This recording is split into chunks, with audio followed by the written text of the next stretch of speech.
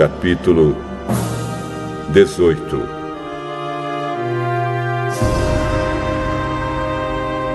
Depois disso, Paulo saiu de Atenas e foi para a cidade de Corinto.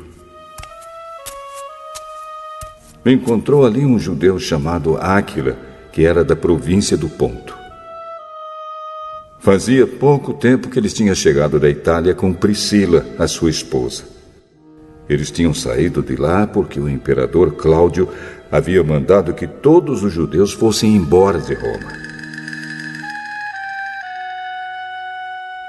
Paulo foi visitá-los e acabou ficando ali para trabalhar com eles, porque a profissão de Paulo e a deles era a mesma, isto é, fazer barracas. E todos os sábados ele falava na sinagoga e procurava convencer os judeus e os não-judeus.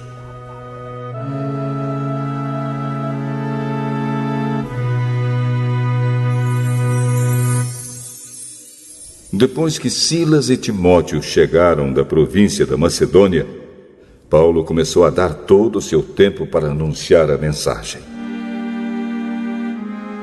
Ele afirmava aos judeus que Jesus é o Messias. Mas alguns deles ficaram contra Paulo e o xingaram. Então, em sinal de protesto, ele sacudiu o pó das suas roupas e disse: "Se vocês se perderem, os culpados serão vocês mesmos. A responsabilidade não será minha. De agora em diante vou anunciar a mensagem aos não-judeus." Então ele saiu de lá e foi morar na casa de um homem chamado Tício Justo, um não-judeu que adorava a Deus. A casa dele ficava ao lado da sinagoga.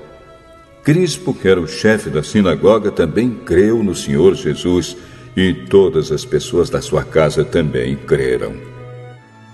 Muitas pessoas da cidade de Corinto ouviram a mensagem, creram e foram batizadas.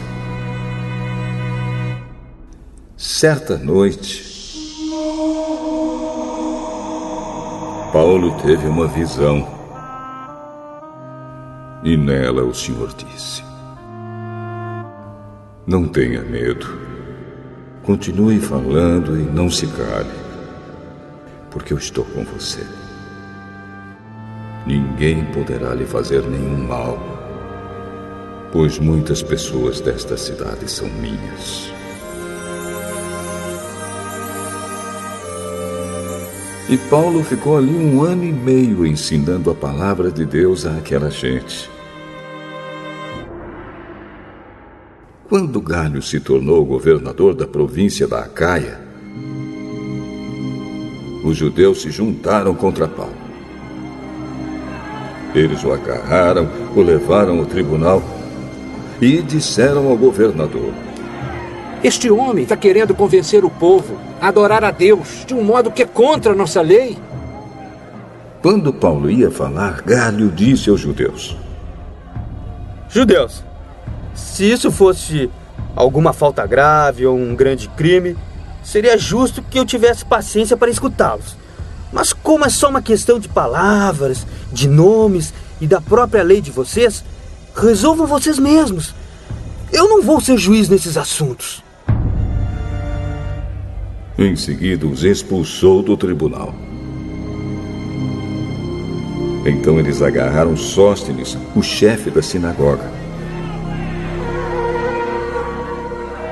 e o surraram diante do tribunal.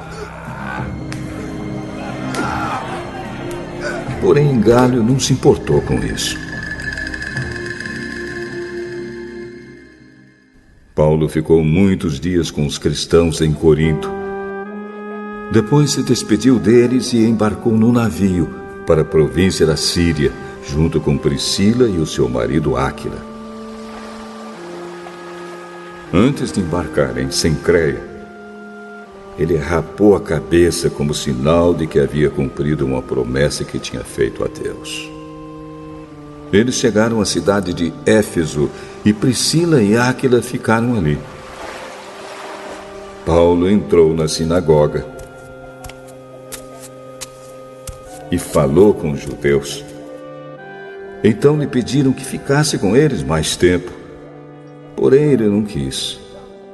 E quando foi embora, disse: eu voltarei, se Deus quiser.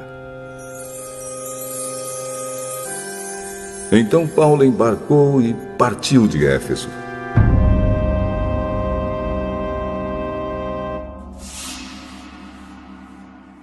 Quando desembarcou em Cesareia,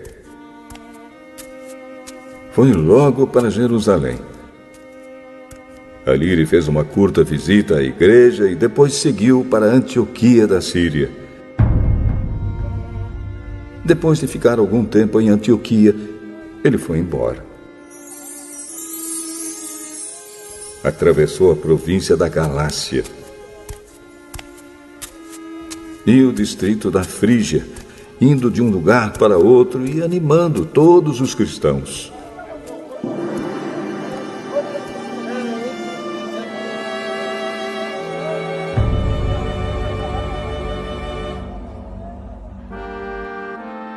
Um judeu chamado Apolo, nascido na cidade de Alexandria, havia chegado a Éfeso.